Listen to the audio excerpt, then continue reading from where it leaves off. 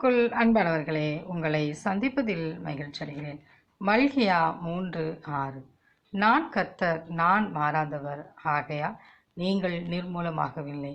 ஆம் பிரியமானவர்களே, நம் தேவனாகிய கர்த்தர் அவர் மாறாதவர். ஆகையால் தான் நாம் இன்று வரை நிர்மூலமாகாதபடி தேவனுடைய சுத்த கிருபை அனுதினமும் நம்மை பாதுகாத்து வருகிறது. நம்முடைய தேவனாகிய கர்த்தர் அவர் நேற்றும் இன்றும் என்றும் மாறாத தேவனாய் இருக்கிறார்.